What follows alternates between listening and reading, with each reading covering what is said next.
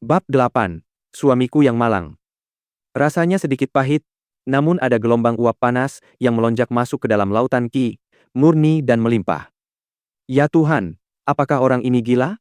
Bagaimana bisa dia memakan buah liar seperti ini? Rasanya sangat pahit, bahkan babi pun tidak sudi memakannya. Lihat pakaian kotornya. Rambutnya sudah entah berapa lama tidak dipotong. Dia pasti orang gila. Melihat Jiang Tian melahap buah-buah liar itu dengan kalap, banyak orang di sekitarnya mulai mengejeknya. Ayah, bagaimana bisa ayah membiarkan kakak ipar bekerja di perusahaan? Dia hanya orang gila, dia hanya tahu cara membuat masalah.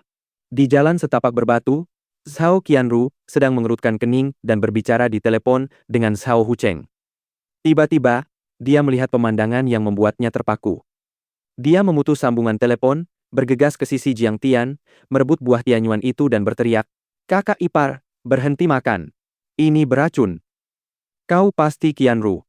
Jiang Tian menatap adik iparnya dengan bingung dan akhirnya mengenali Zhao Qianru. Zhao Qianru hanya 2 tahun lebih muda dari Zhao Shueqing dan masih menempuh studi di universitas.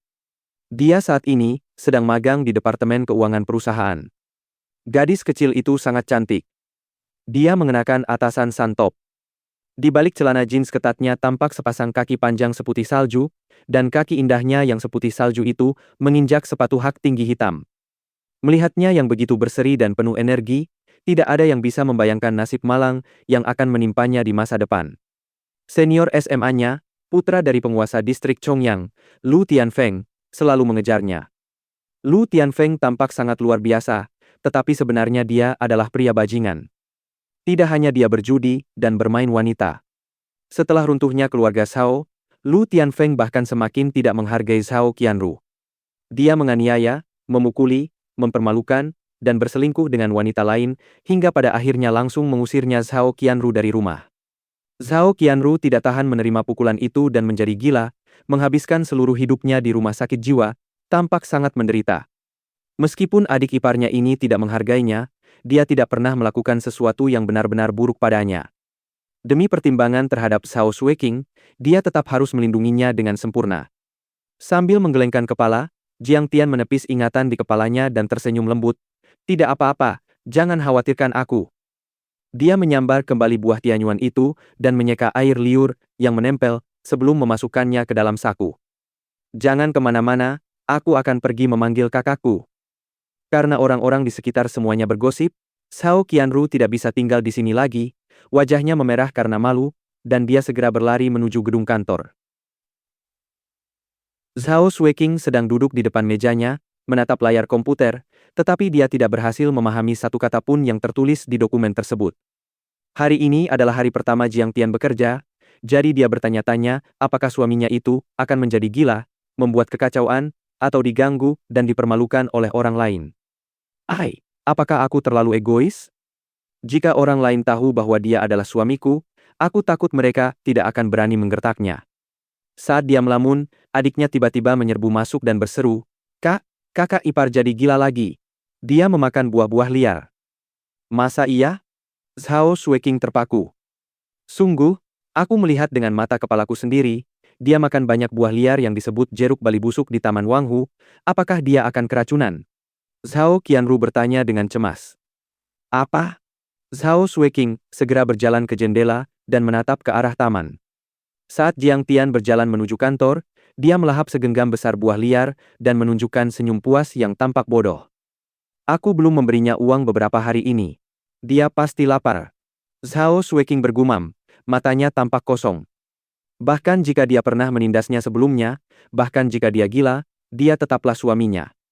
Bahkan jika dia adalah seekor anjing, dia seharusnya tetap memberinya sesuatu untuk dimakan.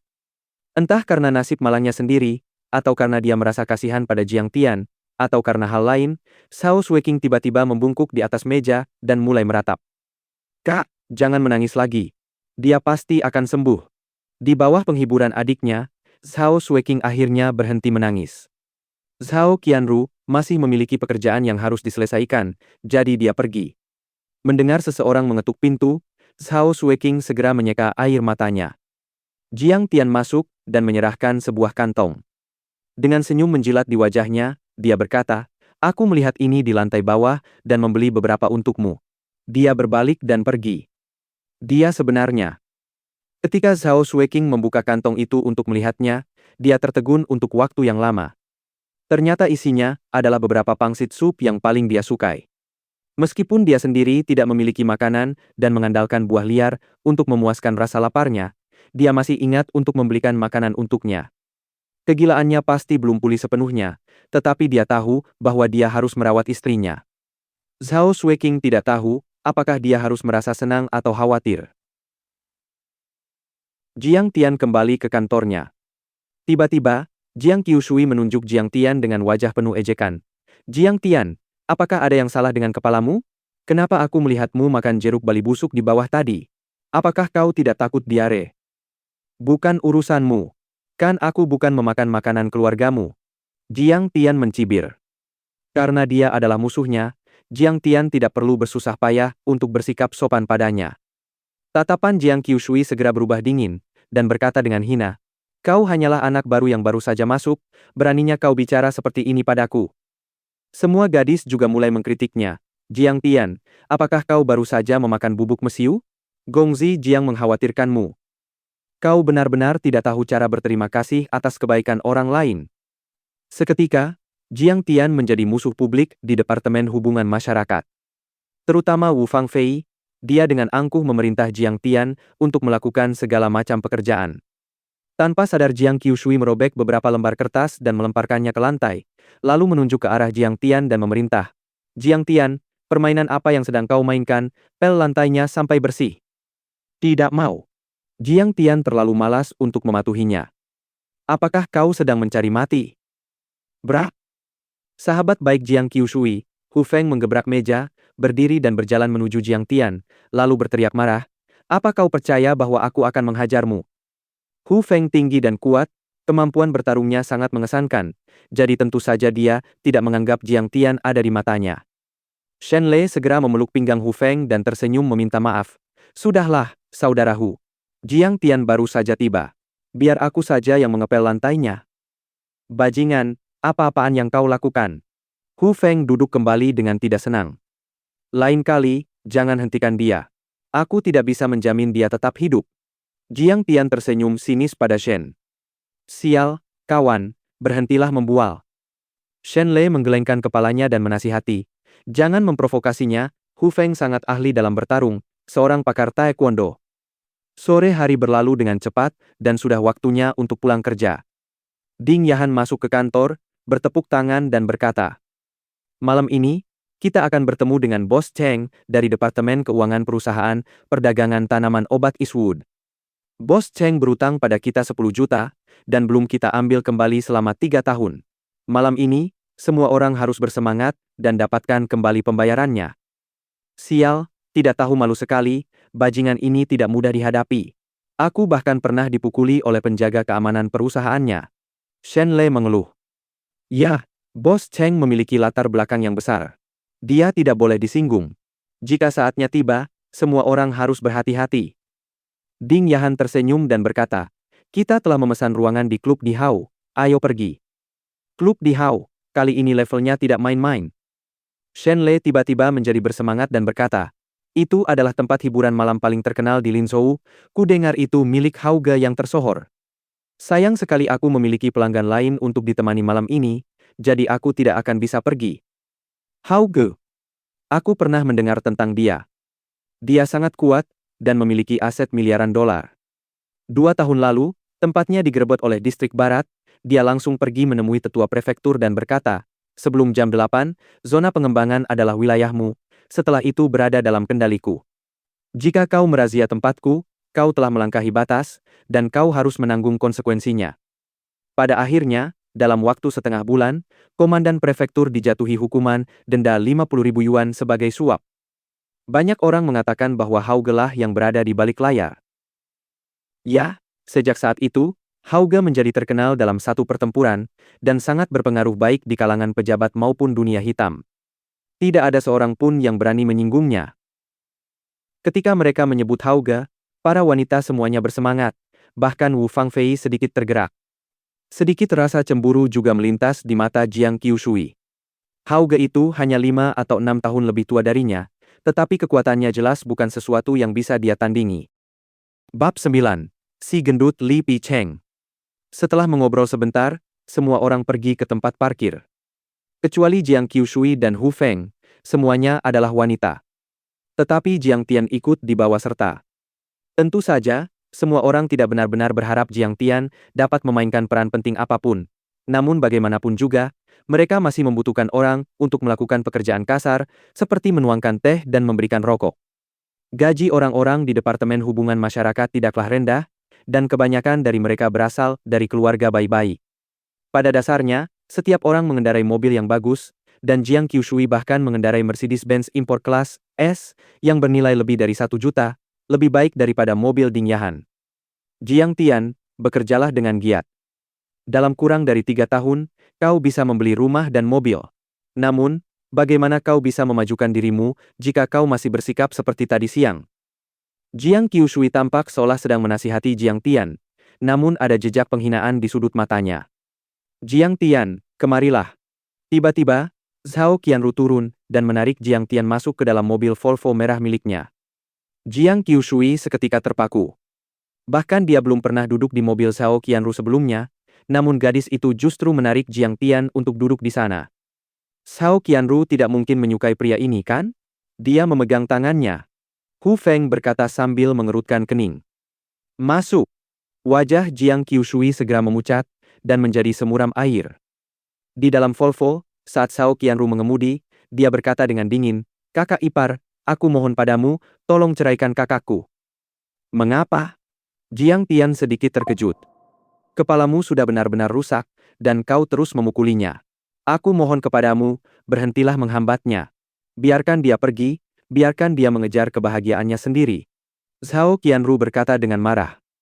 Qianru, aku tahu apa yang kulakukan itu salah, tapi percayalah padaku, aku sudah pulih, aku akan melindungi kakakmu seumur hidupku. Jiang Tian berkata dengan nada yang tegas. Zhao Qianru bukanlah tipe orang yang merendahkan yang miskin dan memuja yang kaya, dia hanya mengkhawatirkan kakaknya. Apa kau baik-baik saja? Dan kau akan melindungiku dan kakakku? Kau pasti bercanda. Lalu mengapa kau memakan buah liar tadi siang? Wajah Zhao Qianru berubah pahit, ujung matanya memerah. Itu bukan buah liar, itu adalah buah roh. Jiang Tian tidak tahu harus berkata apa lagi, dan hanya bisa menggelengkan kepalanya dengan pasrah. Zhao Qianru tidak berbicara lagi, dan dia mengemudi dengan gusar. Distrik Barat adalah daerah perkotaan yang sibuk, memiliki segala macam fasilitas kota. Ada banyak bar, diskotek, restoran, dan tempat hiburan lainnya. Ketika Jiang Tian dan yang lainnya tiba, Klub di Hao sudah diterangi cahaya lampu yang terang benderang. Lobi di lantai pertama sangat megah, mewah, dan agung. Lampu gantung kristal yang terang menyinari lantai batu yang tak bercela, memantulkan cahaya yang menyilaukan. Di kedua sisi pintu berdiri deretan wanita cantik dalam balutan kipao, semuanya tinggi, langsing, dan sangat cantik pada pandangan pertama. Dikatakan bahwa mereka semua adalah mahasiswi jurusan model atau pramuniaga yang disewa dari sekolah seni di sebelahnya. Ketika mereka melihat orang masuk, mereka semua membungkuk untuk menyapa mereka.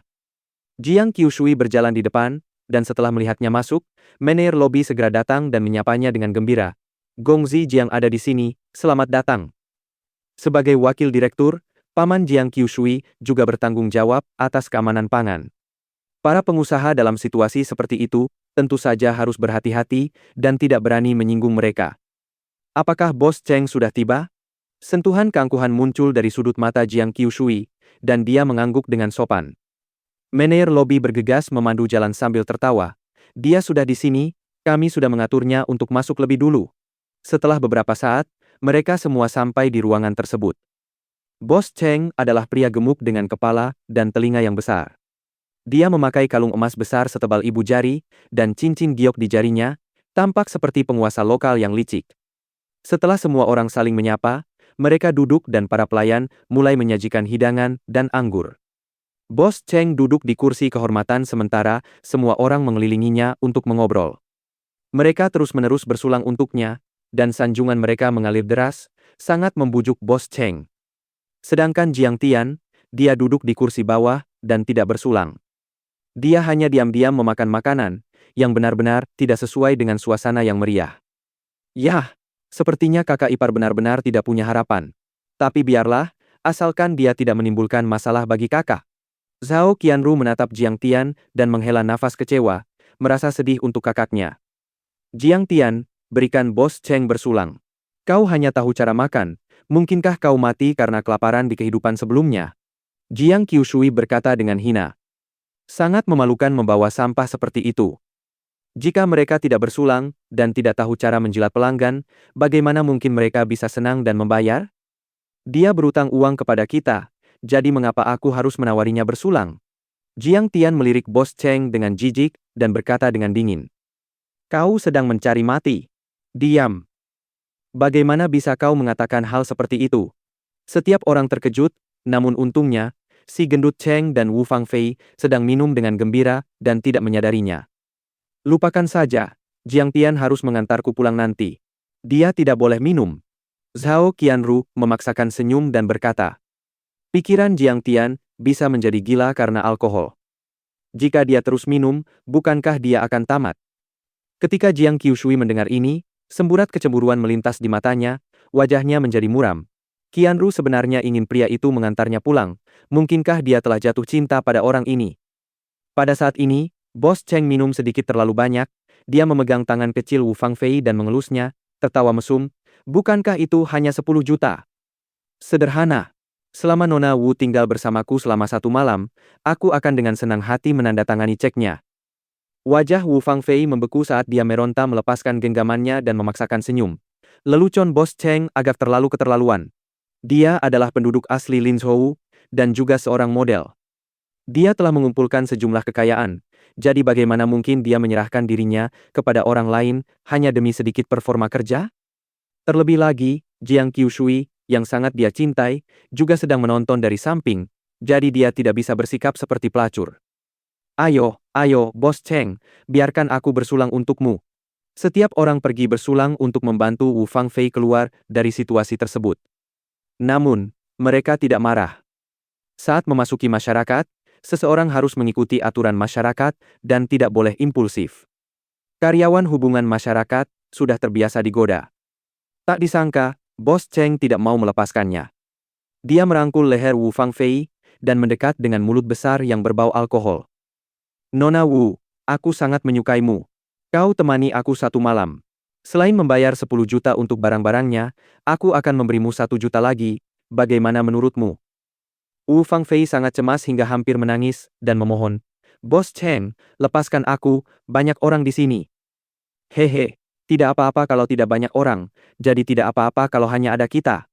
Ayo pergi ke kamar tamu di lantai atas. Bos Cheng sudah mencium pipinya.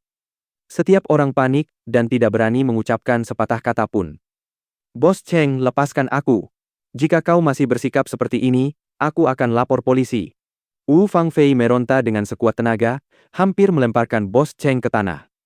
Dengan susah payah, Bos Cheng berhasil menyeimbangkan tubuhnya. Ia tidak bisa menahan amarahnya, ia menampar wajah Wu Fangfei dan berteriak. Bukankah aku sudah mencoba bersikap sopan? Gadis hubungan masyarakat omong kosong macam apa? Bukankah dia hanya datang untuk menjual dirinya sendiri? Jika kau tidak tidur denganku malam ini, jangan pernah berpikir untuk mengambil sepeser pun. Si gendut mesum, apa yang kau lakukan? Zhao Qianru sudah marah karena Jiang Tian di sepanjang jalan, bagaimana mungkin dia bisa menahan ini? Dia segera menyerbu ke sana, dan bahkan Ding Yahan pun tidak menahannya. Kau bahkan menyerang, apakah kau laki-laki atau bukan? Bukan saja dia mengumpat, dia bahkan dengan kasar menarik lengan Bos Cheng. Bos Cheng hanya bisa menatap Wu Fangfei. Tanpa menoleh ke belakang, dia mengayunkan lengan Zhao Qianru dengan kasar dan melemparkannya ke tanah. Sial, dari mana datangnya pelacur ini? Urus urusanmu sendiri, atau aku akan menghajarmu. Bab 10. Mogul You Zheng Hao. Melihat Zhao Qianru dihempaskan ke tanah, Jiang Qiushui dan Hu Feng segera meradang, darah mereka mendidih di kepala. Zhao Qianru adalah salah satu gadis tercantik di perusahaan. Dan Jiang Qiushui mencintainya dengan sungguh-sungguh, bagaimana mungkin dia membiarkannya diganggu dan tidak berbuat apa-apa?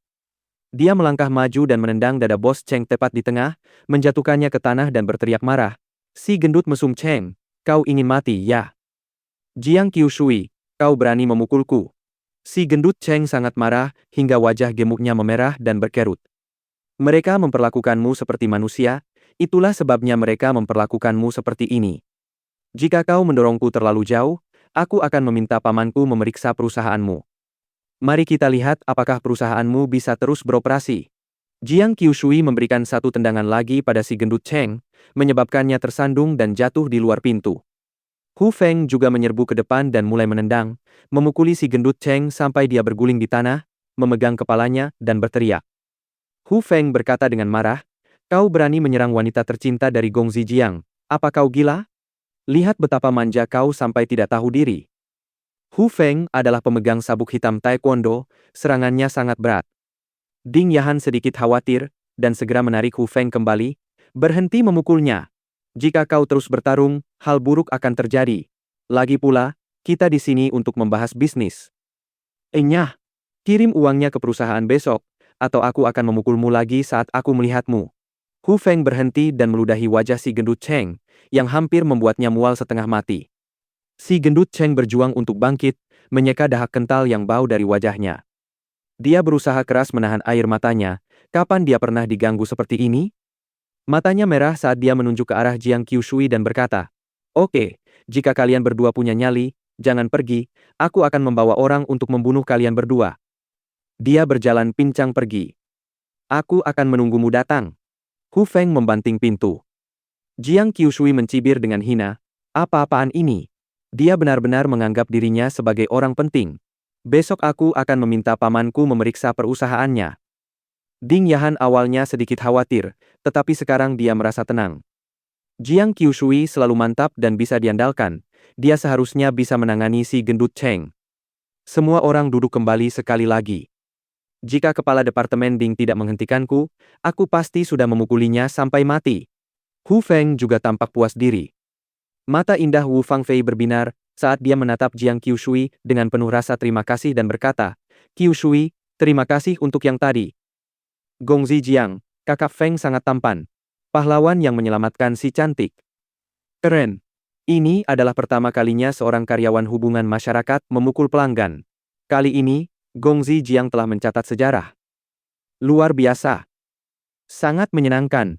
Aku tidak sabar untuk memberikan beberapa tendangan di sana. Seketika, seluruh ruangan dipenuhi dengan pujian. Di bidang hubungan masyarakat, penghinaan adalah hal yang tak terelakkan. Biasanya, semua orang dipenuhi dengan amarah dan frustrasi, tetapi hari ini, mereka akhirnya bisa mengangkat alis dan merasa bangga. Tiba-tiba, pandangan Hu Feng tertuju pada Jiang Tian dan mengejeknya. "Jiang Tian, bukankah kau sangat sombong sebelumnya? Kau tidak bersulang untuk Bos Cheng, kupikir kau hebat. Tapi siapa sangka menghadapi situasi seperti ini, kau langsung menyerah." "Benar sekali. Qianru dan Fang Fei diganggu, tapi kau tidak bergerak, apakah kau masih seorang pria? Apakah kau masih punya nyali? Ini terlalu keterlaluan." Semua gadis mulai mengkritik Jiang Tian dan merasa kasihan padanya. Bahkan mata Zhao Qianru berkilat dengan kekecewaan saat dia bergumam. Dia bahkan mengatakan ingin melindungiku dan kakak seumur hidup, tapi bagaimana dengan sekarang? Jiang Tian memakan udang kecil dengan santai dan dengan tenang menjawab, "Sampah semacam ini tidak layak bagiku untuk bertindak." Semua orang tertegun sejenak, lalu tertawa. "Sialan Jiang Tian, kau benar-benar seorang badut. Dasar pembual." Di sebuah kantor yang luas di klub Dihau, terdapat lampu gantung kristal Swarovski, sofa kulit impor Italia, perabotan dari kayu mahoni dan kayu cendana merah, serta rak bogu yang penuh dengan hiasan giok dan barang antik. Salah satu di antaranya saja bisa bernilai jutaan dolar. Seorang pemuda mengenakan setelan Armani, berusia kurang dari 40 tahun, sedang duduk di sofa dengan pedang emas di tangannya. Ada seorang gadis yang sangat cantik berusia sekitar 20 tahun di pelukannya. Dia mengenakan gaun malam merah. Dia sangat seksi, terutama dadanya yang menawan. Jika dia berjalan keluar, itu pasti akan menyebabkan gelombang kekaguman. Wanita ini adalah kakak Dong Dong, manajer umum klub Dihau. Dia juga seorang selebritas internet dan telah membintangi 2 drama online dengan jumlah penayangan yang mengejutkan, dipuji sebagai Dewi berdada besar oleh jutaan pria. Pada saat ini, gadis cantik ini menggunakan tusuk gigi untuk mengambil sepotong stroberi dan menyuapkannya ke mulut pria parubaya tersebut. Dan di belakang pria bersetelan parubaya itu, ada juga belasan pria berpakaian hitam berdiri di sana. Masing-masing dari mereka memiliki pinggang yang lebar, mata yang tajam, dan niat membunuh yang meluap-luap. Tiba-tiba, si gendut Cheng mendorong pintu dan berteriak keras, "Hauge, kau harus menolongku. Hauge, seseorang memukulku di wilayahmu." Bos Cheng menangis dengan sedihnya, terlihat sangat memprihatinkan. Pria parubaya ini adalah bos besar dari klub di Hao, Yao Zhenghao. Sebagai asisten terpercaya dari sekretaris prefektur, dia bisa dikatakan mampu memanggil angin dan hujan. Dan si gendut Cheng ini memiliki hubungan yang cukup dalam dengan Yao Zhenghao. 10 tahun lebih yang lalu, Yao Zhenghao menghasilkan pundi-pundi emas pertamanya dengan mengoperasikan sarang judi bawah tanah bersama si gendut Cheng. Setelah semua yang terjadi, Bos Cheng telah menanggung semua kesalahan untuknya. Setelah mendekam di penjara selama 2 tahun, dia telah memenangkan waktu berharga bagi perkembangan Yao Zhenghao. Namun, bisnis Yao Zhenghao telah berkembang, dan mereka yang menjadi temannya adalah semua pedagang resmi dan pejabat pemerintah. Karena itu, dia tidak akan berinteraksi dengan Bos Cheng, pemilik tingkat ketiga atau keempat ini di depan umum, sehingga kisah mereka tidak diketahui oleh kebanyakan orang. Tetapi pada lebih dari satu kesempatan pribadi, Yao Zhenghao pernah berkata bahwa tanpa si gendut Cheng yang membantunya menghadapi bencana, dia tidak akan menjadi seperti sekarang ini. Mereka berdua memiliki hubungan yang erat, layaknya saudara. Sekarang Jiang Qiushui dan Hu Feng telah memukuli saudara baik Hauge, bagaimana mungkin mereka masih bisa hidup bahagia? Bagus sekali, ini bukan urusanmu. Lanjutkan. Kakak Dongdong mengangguk kepada manajer lobi sebagai pujian dan melambai menyuruhnya keluar. Setelah manajer lobi pergi, Yao Zhenghao berbalik ke arah seorang pria besar yang lengannya ditato dengan harimau ganas dan berbicara kepadanya. "Ahu, kendalikan orang-orang yang terlibat dan jangan biarkan mereka keluar dari ruangan. Bagaimanapun, kita membuka pintu untuk berbisnis, tidak akan baik bagi tamu untuk melihat kita membunuh orang dan memukuli orang." Bab 11. Apa yang harus kulakukan? Siap? Hauge. Ahu membungkuk tegak dan menjawab dengan suara lantang. Kemudian, Yao Zhenghao berdiri, meregangkan tubuhnya dan berkata dengan lembut, "Ayo pergi, si gendut Cheng, kita pergi bersama. Aku akan membiarkanmu melihat bagaimana kakakmu ini akan melampiaskan kemarahanmu hari ini." Jiang Qiushui dan Hu Feng sedang membual tentang diri mereka sendiri dengan tidak tahu malu. Tiba-tiba, dengan dentuman keras, pintu ditendang hingga terbuka. 10 lebih pria berbadan tegap segera menyerbu ke dalam ruangan, beberapa memblokir jalan keluar, sehingga setetes air pun tidak bisa bocor keluar. Ahu yang memimpin melirik Jiang Qiushui dan Hu Feng dengan acuh tak acuh. "Kudengar kalian memukuli orang, kan?" Semuanya berlutut. "Sialan, siapa kau? Beraninya kau memintaku berlutut? Akulah yang memukuli orang. Ada apa? Kau mencari mati?" Hu Feng meminum beberapa cangkir anggur. Darahnya mendidih panas saat dia bertanya dengan arogan. "Apakah kau ingin mati?" Mata Ahu bersinar dengan cahaya ganas. Wajahnya menunjukkan ekspresi yang beringas. "Yang akan mati adalah kau." Hu Feng adalah seorang ahli taekwondo dan berpikir bahwa dia memiliki kemampuan untuk bersikap sombong. Sebelum dia selesai berbicara, dia sudah melangkah maju dan menendang ke arah leher Ahu dengan tendangan cambuk tinggi miliknya. "Sampah!"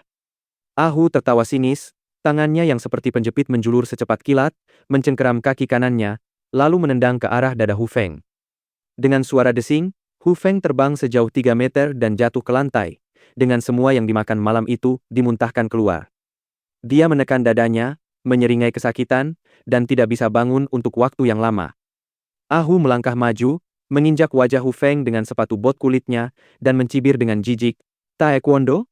Hanya tipuan mencolok yang tidak berguna. Bahkan tidak bisa menahan satu serangan pun.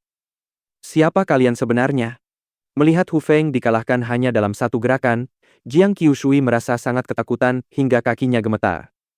"Namaku Ahu." Ahu berkata dengan dingin. "Ahu? Mungkinkah kau adalah pengawal pribadi Hauge, harimau ganas Ahu?" Wajah Jiang Qiushui seketika menjadi pucat pasi. Dia telah mendengar tentang keganasan Ahu. Dikatakan bahwa dia pernah membunuh seekor serigala lapar dengan tangan kosong di pegunungan. Tepat sekali. Saat ini, Yao Zhenghao masuk ke dalam ruangan dengan santai, diikuti oleh si gendut Cheng yang wajahnya penuh memar. "Hauge." Ini benar-benar Yao Henghao. Ding Yahan dan gadis-gadis lainnya, semuanya berteriak ketakutan. Wajah mereka dipenuhi dengan keputusasaan. Mogul Yao Henghao adalah penguasa absolut di distrik barat. Menyinggung perasaannya, sama saja dengan mencari mati. Gong Zijiang, tadi kau sangat hebat kan? Kau bahkan menendangku 2 kali. Si gendut Cheng berjalan ke arah Jiang Qiushui dan menampar wajahnya dengan keras. Plak! Wajah Jiang Qiushui segera membengkak, tetapi dia bahkan tidak berani bernapas dengan keras. Dia menundukkan kepalanya dan memohon, "Bos Cheng, aku salah, tolong maafkan aku." "Maafkan kau? Jika permintaan maaf ada gunanya, untuk apa kita butuh polisi?" Si gendut Cheng mencibir dan menamparnya lagi. "Dan kau, Wu Fangfei, kau berlagak suci tadi kan? Malam ini, kau harus melayaniku dan saudara-saudaraku dengan baik." Si gendut Cheng menunjuk Wu Fangfei dan tertawa dengan kejam. Wu Fangfei sangat ketakutan hingga dia mulai menangis. Dia berlari ke arah Jiang Qiushui dan menarik lengannya sambil meratap, "Kakak Jiang, selamatkan aku tidak boleh dihancurkan oleh mereka." "Fangfei, turuti saja dia. Kalau tidak, kita semua akan dipukuli sampai lumat. Kami tidak akan merendahkanmu," balas Jiang Qiushui. Jiang Qiushui sudah lama ketakutan setengah mati oleh teknik Ahu. Dia hanya menundukkan kepalanya dengan wajah pucat, berharap dia bisa menemukan lubang untuk bersembunyi. "Kau! Dan kau Zhao Qianru, cepat turuti kemauanku. Apa kau mendorongku tadi? Kau benar-benar nekat." Si gendut Cheng menunjuk Zhao Qianru dan berkata dengan seringai. "Apa yang harus kita lakukan?" Zhao Qianru juga ketakutan, tubuhnya yang lembut gemetar saat dia panik. Siapa yang menyangka bahwa Dewa Besar Yao Zhenghao benar-benar berdiri di belakang si gendut Cheng? Dia adalah seseorang yang bahkan ayah pun tidak berani menyinggungnya. "Apa yang harus kita lakukan? Lawan." Tepat ketika semua orang mengira tidak akan ada yang membantu mereka, Jiang Tian tersenyum ringan dan melangkah maju. Bagaimanapun juga, Zhao Qianru tetaplah adik iparnya. Dia tidak bisa membiarkan orang lain menggertaknya. Jika tidak, Sui Qing akan sedih jika dia mengetahuinya. Pada saat ini, jantung semua orang berdegup kencang. Mereka semua benar-benar terpaku. "Jiang Tian, apa yang kau lakukan? Tidakkah kau lihat bahkan Hu Feng pun bukan tandingannya? Jika kau ke sana, kau sedang mencari mati." Jiang Qiushui berteriak. Saat ini hanya tamparan di wajah mereka. Jika mereka membuat marah Yao Zhenghao, semua orang mungkin akan dipukuli sampai hancur. Bab 12. Sepasang kepalan tangan ini sudah cukup. "Jiang Tian, lakukan saja, dasar idiot. Jika kepalamu berdarah karena dipukuli, setidaknya aku tidak akan semenderita dirimu." Jejak senyum mengejek muncul di sudut mulut Hu Feng saat dia merasa senang di atas penderitaan orang lain. "Apa? Jiang Tian, kau?" Melihat punggung Jiang Tian yang sedikit kurus, ekspresi Zhao Qianru dan gadis-gadis lainnya tampak terkejut, namun sangat tersentuh. Rasa bersalah muncul di balik mata indah mereka. Malam ini, mereka mengejek Jiang Tian tanpa henti. Tetapi saat menghadapi bahaya, Jiang Qiushui dan Hu Feng tidak peduli dengan nyawa mereka. Sebaliknya, justru Jiang Tian, pecundang yang mereka pandang rendah, yang berdiri untuk membantu mereka. "Jiang Tian, kau tidak bisa melakukannya. Cepat kembali." Zhao Qianru menghentakkan kakinya karena cemas, air mata bening mengalir di pipinya. Kakak ipar menjadi gila lagi. Dia tidak berdaya. Dia bahkan tidak bisa melawan kakak sulungnya. Bagaimana mungkin dia bisa menjadi lawan kelompok Yao Zhenghao? Perbedaan kekuatannya mirip dengan seekor kelinci putih kecil yang menantang Tyrannosaurus Rex purba. Bukankah ini mencari mati? Yo, ternyata ada yang ingin menjadi pahlawan dan menyelamatkan si cantik. Yao Zhenghao tertawa menghina saat menatap Jiang Tian. "Namun, menurutku, kau bukan pahlawan. Aku akan membuatmu menjadi pecundang dalam sekejap. Kau benar-benar tidak tahu apa itu kematian. Ahu, bunuh dia untukku." "Hauge, apakah kau benar-benar ingin aku yang melawannya? Aku benar-benar takut aku akan menendangnya sampai mati." Ahu tertawa sinis. Dia melangkah maju dan menggunakan tendangan cambuknya untuk menendang leher Jiang Tian. Dalam sekejap mata, kakinya setajam pisau, membuat udara di sekitarnya seolah meledak. Semua orang bisa mendengar dengan jelas suara desingan angin yang tajam dari jarak 3 meter. Ahu sangat kuat. Jiang Tian pasti mati. Dengan tendangan ini, dia pasti bisa menghancurkan batu bata. Hu Feng berteriak gila di dalam hatinya. Ah iya. Beberapa gadis juga menjerit ketakutan. Terlalu lemah. Jiang Tian menggelengkan kepalanya, tangan besarnya menjulur dengan presisi yang luar biasa saat dia mencengkeram pergelangan kaki Ahu, melepaskan ledakan kekuatan. Ah iya. Ahu berteriak sekuat tenaga, pergelangan kakinya hancur berkeping-keping. Setelah itu, Jiang Tian mengambil langkah besar ke depan, dan sebuah pukulan yang tampak ringan mendarat di dada Ahu. 18 gaya bela diri abadi, gaya pertama. Tinju pembelah gunung. Semburan darah terlihat keluar dari mulut Ahu. Dia terbang seperti boneka kain yang rusak, menghantam dinding dengan keras, lalu merosot ke bawah. Dinding bergetar hebat akibat tabrakan itu, lukisan minyak tiruan bunga matahari yang elegan jatuh menimpa kepala Ahu, tetapi Ahu tetap tidak bergerak dan telah pingsan. Seluruh ruangan menjadi sunyi senyap. Kenapa dia begitu kuat? Wajah Jiang Qiushui dipenuhi dengan keterkejutan saat dia bergumam dengan suara rendah, merasakan kepahitan di mulutnya. Dia selalu merundung Jiang Tian hari ini. Jika Jiang Tian meladeninya, dia pasti sudah dipukuli sampai habis oleh Jiang Tian sedari tadi. Bagaimana mungkin ini terjadi? Hu Feng menelan semua air ludahnya dengan paksa. Dia tidak bisa mempercayai matanya sendiri. Dia mencintai taekwondo, jadi dia tentu tahu apa artinya memukul Ahu, yang beratnya lebih dari 160 kg, hingga terpental sejauh 5 meter. Kekuatan tinju Jiang Tian pasti mencapai beberapa ratus kilogram, yang merupakan batas tubuh manusia. Zhao Qianru, Wu Fangfei dan Ding Yahan, semuanya menatap Jiang Tian dengan tidak percaya, seolah-olah mereka telah melihat hantu di siang bolong. Tidak buruk. Melihat itu, bahkan Yao Zhenghao pun terkejut, tetapi sebagai pemuda kelas atas yang telah melihat terlalu banyak pertempuran besar, dia dengan cepat menenangkan diri. Jarinya mengetuk pelan pada sandaran tangan kursi saat dia berkata dengan santai, "Tidak heran kau begitu tidak masuk akal. Namun, Ahu hanyalah ahli peringkat ketiga di bawahku. Jika kau harus menghadapi dua orang lainnya, itu tetap tidak akan cukup." "Begitukah? Aku benar-benar ingin mencobanya," kata Jiang Tian tenang. Jiang Tian pernah menyapu langit berbintang dan menekan seluruh era dengan ketundukan jutaan iblis besar dari iblis tua, dan disebut Tai Chu Fairy Buddha. Tapi sekarang, hanya dengan beberapa orang dari kalangan masyarakat biasa.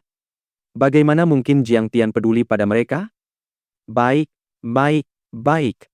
Kalau begitu aku akan membiarkanmu melihat berapa banyak mata yang dimiliki Pangeran Ma. Yao Zhenghao melemparkan cerutu yang baru disap setengah ke lantai dengan kasar, dia menginjak dan menghancurkannya menjadi berkeping-keping, lalu tertawa sinis seperti iblis.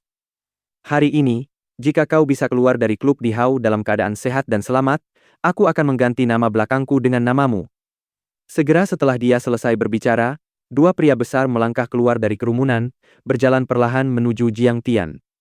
Salah satu dari mereka melepas bajunya, memperlihatkan otot dan daging berwarna perunggu, tangannya tertutup tali rami.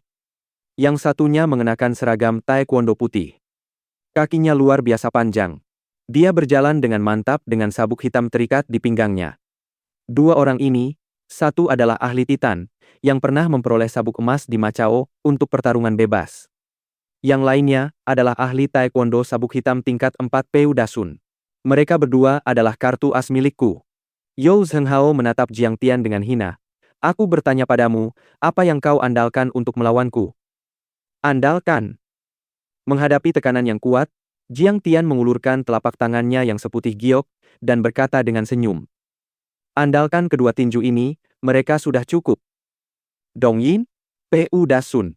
Saat Hu Feng mendengar kedua nama ini, dia terkejut dan tercengang. Dia telah melihat cuplikan pertarungan mereka berdua lebih dari sekali. Di matanya, mereka adalah idola yang tinggi. Tapi dia tidak pernah menyangka bahwa mereka benar-benar diambil oleh Yao Zhenghao sebagai bawahan. Yao Zhenghao memang saudara besar nomor satu di Linzhou, dia benar-benar memiliki fondasi yang dalam. Tidak heran Yao Zhenghao mampu menyapu seluruh Linzhou. Tampaknya dia tidak hanya mengandalkan perlindungan dari orang kuat di belakangnya, dia sendiri benar-benar memiliki kemampuan. Dia benar-benar berhasil menarik orang kuat ke dalam kubunya sendiri. Jiang Qiushui juga meratap berulang kali, mendesah dalam hati. "Apa yang kalian semua masih berdiri di sana?" Selagi Jiang Tian menahan mereka, lari. Wu Fangfei menarik Zhao Qianru dan berlari keluar pintu. Ding Yahan dan gadis-gadis lainnya ragu-ragu, sejenak lalu mereka ikut serta. Aku akan melindungi kalian. Hu Feng dan Jiang Qiushui juga melompat bangun, tidak lupa mencari alasan yang terhormat untuk diri mereka sendiri. Tidak, aku ingin bersama Jiang Tian. Zhao Qianru diseret ke pintu, tetapi dia melepaskan cengkeraman Wu Fangfei dengan keras dan mengambil botol bir dari meja, berdiri di belakang Jiang Tian. Jiang Tian tergerak saat dia tertawa, kalian seranglah bersama-sama. Mereka benar-benar terlalu lemah, bahkan tidak cukup untuk mengisi sela-sela gigiku. Kau mencari mati. Wajah Dong Yin menjadi gelap. Dia tiba-tiba melesat ke depan, melompat tinggi ke udara, mengangkat lengan kanannya, dan kemudian menghantamkannya dengan keras ke arah kepala Jiang Tian seperti kapak raksasa. Serangan balik mematikan. Muay Thai adalah teknik yang terkenal dengan kekuatan dan kelincahannya. Terutama menggunakan tinju, kaki, lutut, dan siku tubuh manusia untuk menyerang sebagai 8 jenis senjata. Ini membuat pukulan dan tendangan melepaskan kekuatan dengan lancar, menunjukkan kekuatan sepenuhnya dan agresivitas yang sengit. Serangan balik adalah jurus pembunuh nomor 1 di antara mereka. Sikunya menghantam ke bawah seperti kapak besar, menghancurkan bumi. Udara terkoyak, dan angin menderu. Itu sangat memekakkan telinga. Bagus. Mata You Zhenghao berkilat dengan jejak kemegahan, dan dia memuji sambil bertepuk tangan. Dulu ketika dia merekrut Dong Yin sebagai anak buahnya, dia telah menggunakan gerakan ini untuk menghancurkan lempengan batu setebal 5 cm dan berhasil naik level. Sekali waktu, You Zhenghao bahkan membiarkan Dong Yin menguji kekuatannya, dan serangan ini setidaknya seberat 600 kg. Tak peduli seberapa kuat Jiang Tian, dia hanyalah raga fana, bukankah kepalanya akan hancur menjadi bubur seperti semangka oleh Dong Yin? Ai! Dengan keterampilan seperti itu, kau berani menyebut dirimu ahli dan bertindak sewenang-wenang. Kau benar-benar tidak tahu apa itu kematian. Jiang Tian mendesah pelan, sudut mulutnya terangkat karena hinaan saat dia menggelengkan kepalanya dengan ringan. Ketika siku Dong Yin masih berjarak 5 cm dari atas kepalanya, Jiang Tian tiba-tiba bergerak. 18 teknik bela diri abadi. Gaya kedua, penengah.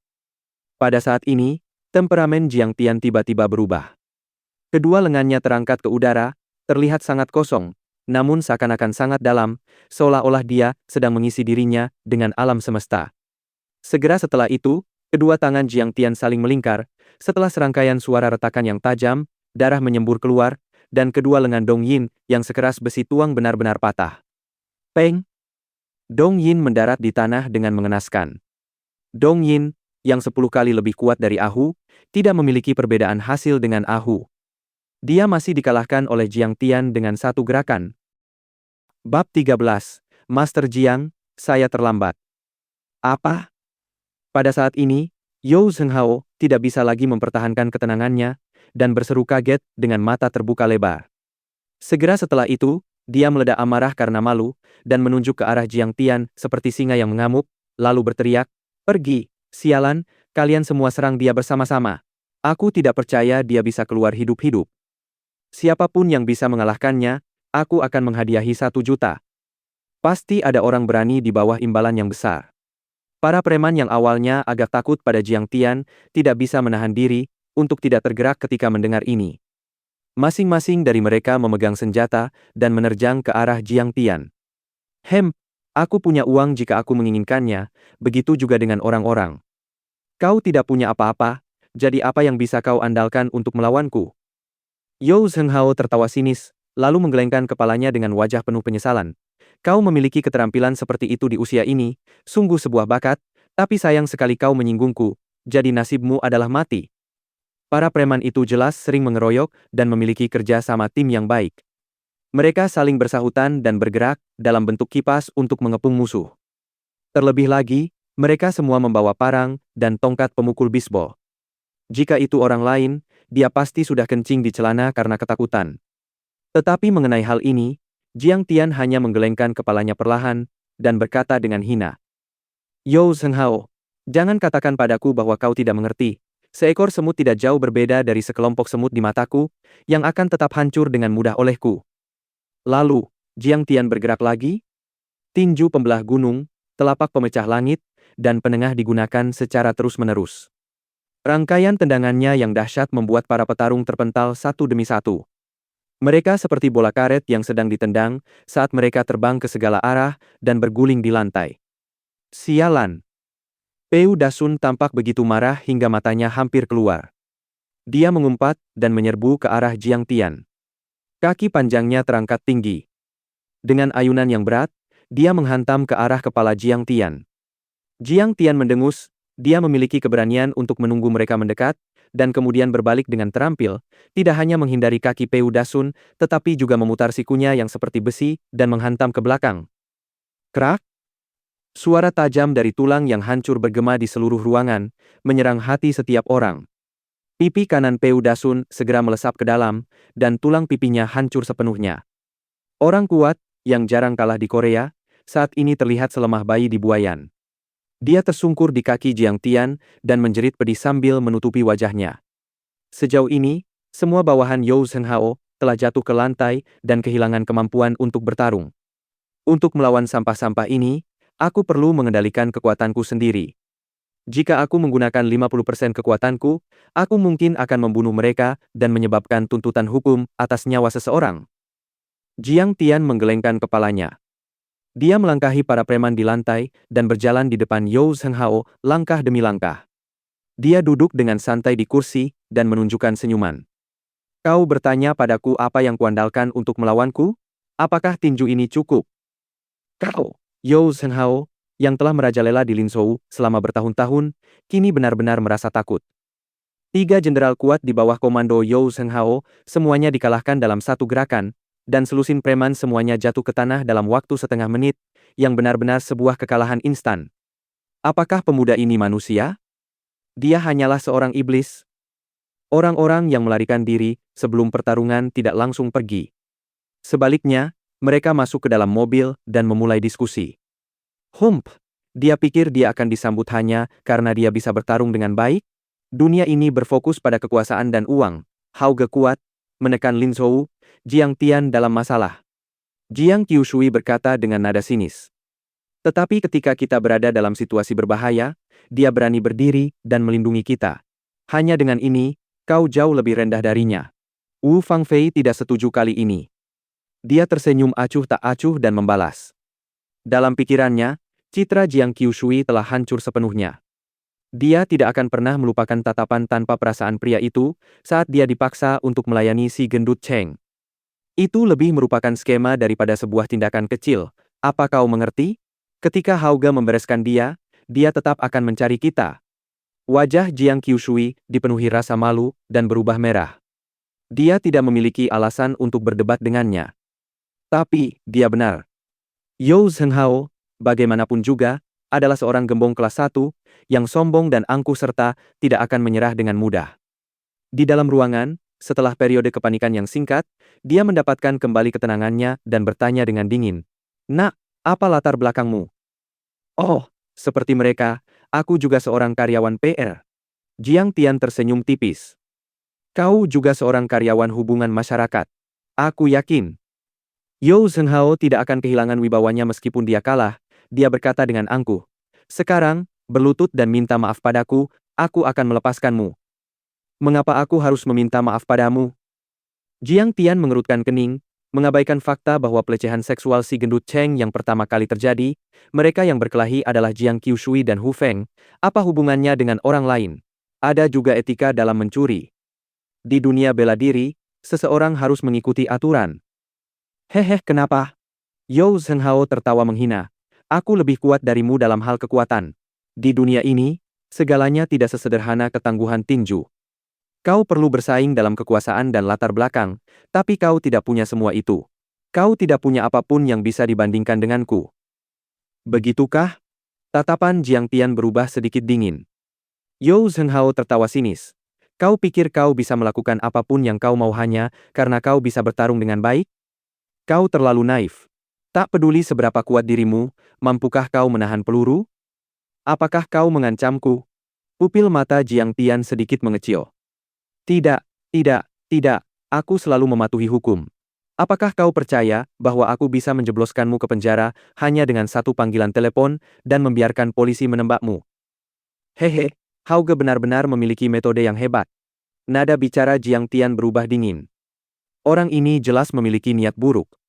Sepertinya dia harus menyingkirkan orang ini. Namun, kapan waktu yang lebih baik untuk menggunakan metode lain guna menyingkirkan orang ini? Tepat saat Jiang Tian sedang menyipitkan matanya sambil berpikir. Tiba-tiba, telepon Yao Zhenghao berdering. Ketika dia melihat ID penelepon, dia sangat gembira. Viagra, kenapa kau meneleponku? Instruksi apa yang kau punya? Bahkan jika pihak lain tidak berada di depannya, Yao Zhenghao tetap membungkuk dengan tatapan tunduk. Hao Zi, bantu aku menyelidiki seseorang. Sebuah suara rendah terdengar melalui gagang telepon. Siapa itu? Katakan saja, aku berjanji akan melakukan penyelidikan menyeluruh untukmu. Yao Zhenghao tersenyum. Ini masalah serius, aku akan memberitahumu secara langsung. Viagra berkata dengan sungguh-sungguh, kau seharusnya berada di klub di Hao. Aku sudah di jalan dan akan tiba dalam 5 menit. Yao Zhenghao menutup telepon dan segera menatap Jiang Tian dengan senyum sinis dan tertawa. Cucu, tunggu saja. Viagraku akan tiba dalam 5 menit. Jika dia menyerang, kau pasti akan ketakutan setengah mati. Tentu.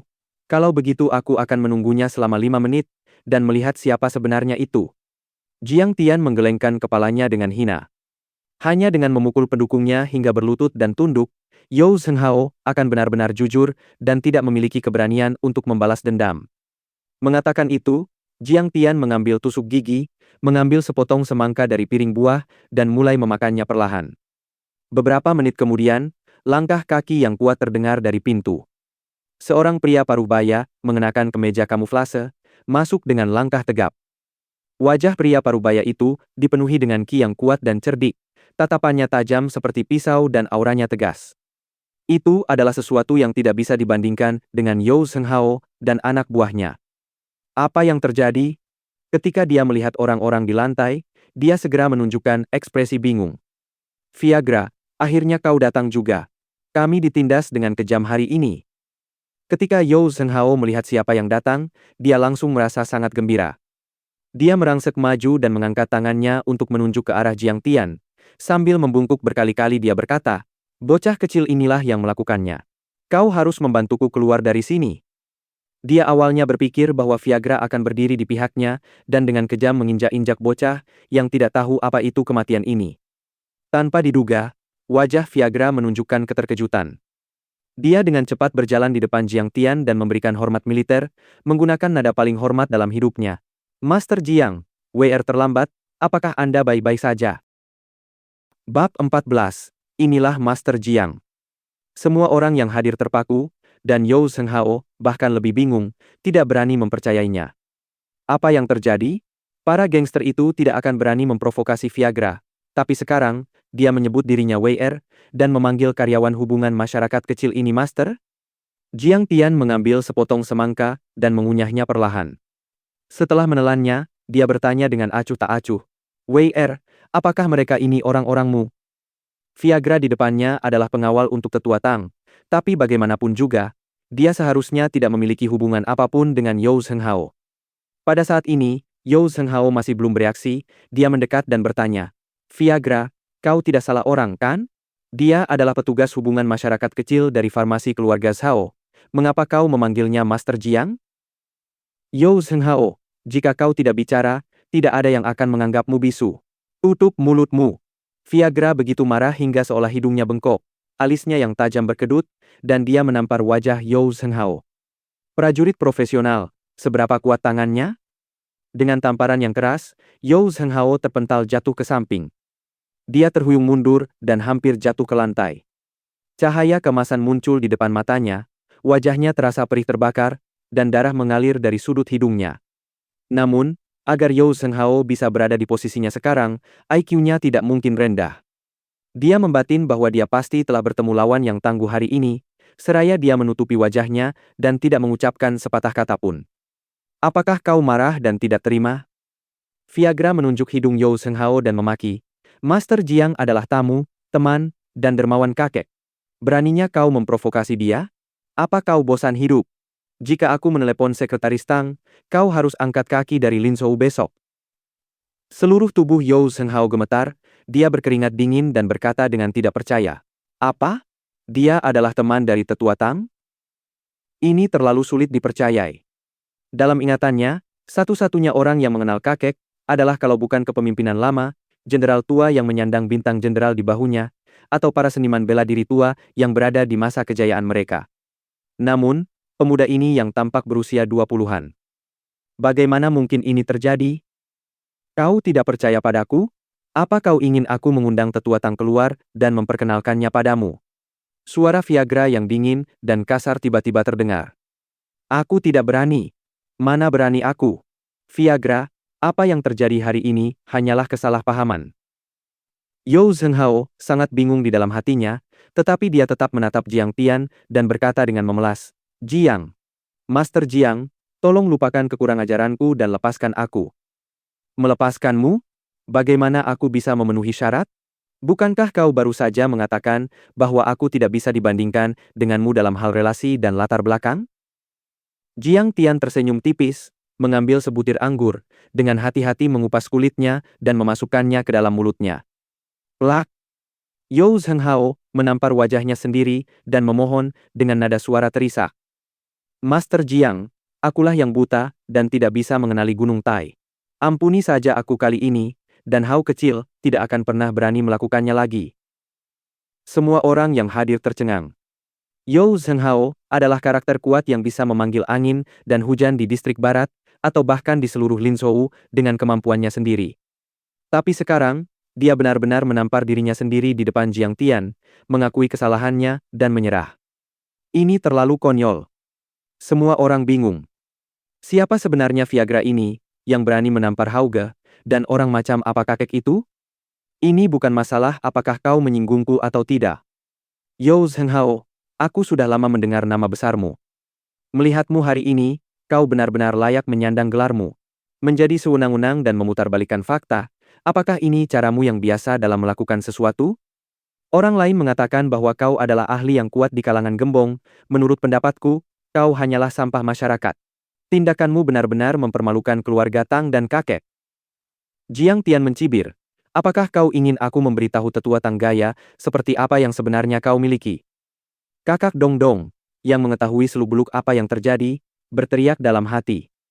Berakhir sudah, mungkinkah hari ini adalah hari Yao Zhenghao akan dimusnahkan? Yao Zhenghao sangat cemas. Dia tiba-tiba berlari ke depan Zhao Qianru dan berlutut di lantai. Apa yang kau lakukan? Zhao Qianru begitu takut hingga dia mundur selangkah. Yao Zhenghao begitu cemas hingga air matanya hampir jatuh. Dia memohon, Nona muda, kau pasti kekasih dari Tuan Jiang, tolong bantu aku, ini salahku. Kau keliru, aku bukan kekasihnya. Zhao Qianru tersipu. Bagaimanapun juga, kau bisa mengutarakan pikiranmu. Bibi, tolong ampuni nyawaku. Yao Zhenghao menampar dirinya sendiri berulang kali, menunjukkan ekspresi buruknya dan memohon ampun. Gadis-gadis memang berhati lembut. Zhao Qianru menarik Jiang Tian dan berbisik, Kakak ipar, sudahlah, dia cukup memprihatinkan. Pada saat ini, dia merasa seperti berada di dalam mimpi. Gembong masyarakat yang sangat licin ini, baru saja memaksanya untuk meniup trompetnya, tapi sekarang dia sama ketakutannya dengan anak berusia 3 tahun yang ditakuti oleh Jiang Tian. Tidak, dia lebih seperti anjing kurap. Dia percaya bahwa jika dia menjulurkan jari kakinya, pria itu tidak akan ragu untuk menjilatnya. Apa? Master Jiang macam apa dia sekarang? Zhao Qianru melihat punggung Jiang Tian yang tinggi dan tegap, dan saat ini, dia memiliki perasaan yang tak terlukiskan. Ya, itu adalah sebuah aura seorang atasan. Pada saat ini, dia seperti gunung yang menjulang tinggi, dengan hati-hati menempatkannya di bawah sayapnya untuk dilindungi. Perasaan dilindungi itu sungguh menyenangkan. Jiang Tian telah mengalami pembantaian dan perselisihan yang tak terhitung jumlahnya di dunia luar dan telah terbiasa dengan sifat manusia yang gelap dan sinis. Dia tidak akan marah karena hal ini. Dia hanya ingin Yao Zhenghao tunduk dan tidak berani membalas dendam padanya. Dengan tujuannya tercapai, Jiang Tian tidak ingin mengucapkan kata-kata lain dan menarik Zhao Qianru keluar dari ruangan. Adapun si gendut Cheng, dia bahkan tidak meliriknya sedikit pun. Aku akan membereskanmu nanti. Penjaga Wei melotot pada Yao Zhenghao dan segera mengikuti di belakang. Kalian semua, keluar. Yao Zhenghao melambaikan tangannya dan sekelompok pria itu keluar dari ruangan. Setelah semua orang pergi, Yao Zhenghao kemudian terkulai di sofa seperti tumpukan lumpur dan menyeka keringat dingin di dahinya. Ya Tuhan, dia membuatku sangat takut. Ini terlalu menakutkan. Dia menatap si gendut Cheng dengan serius dan berkata dengan marah. Ingat, di masa depan ketika kau melihat Master Jiang, ambil jalan memutar untuk menghindarinya. Juga, bayar kembali 10 juta yang kau utang padanya. Jangan bawakan aku masalah apapun. Sial, Hao Ge, siapa orang itu? Lihat betapa takutnya kau. Apakah perlu seperti itu? Haruskah aku membayar kembali? 10 juta bukan jumlah yang kecil. Si gendut Cheng berteriak bingung. Masa depan Yao Zhenghao hampir hancur hari ini, dan dia bahkan sempat terpikir untuk bunuh diri. Mendengar ini, dia tiba-tiba mengerahkan kekuatan dan melompat, seperti singa yang menerkam mangsanya, dengan sengit menendang si gendut Cheng tepat di tengah pinggangnya. Si gendut Cheng berteriak dan ditendang ke lantai. Dalam titik kritis seperti itu, tampaknya Yao Zhenghao secara ajaib mendapatkan kembali keterampilan yang biasa dia gunakan saat masih menjadi preman. Si gendut Cheng menutupi matanya dan mengerang sambil merangkak bangun dan memaki, Hao Ge, apa kau sudah gila? Mengapa kau menendangku? Yao Zhenghao mengeluh tentang nasibnya, dia bahkan ingin menangis di lantai. Setelah mendengar itu, dia khawatir tidak bisa menemukan tempat untuk melampiaskan amarahnya. Dia menerjangnya dan menendang wajahnya. Kaulah yang sudah gila. Kupikir kau adalah kutukan bagiku. Bersambung.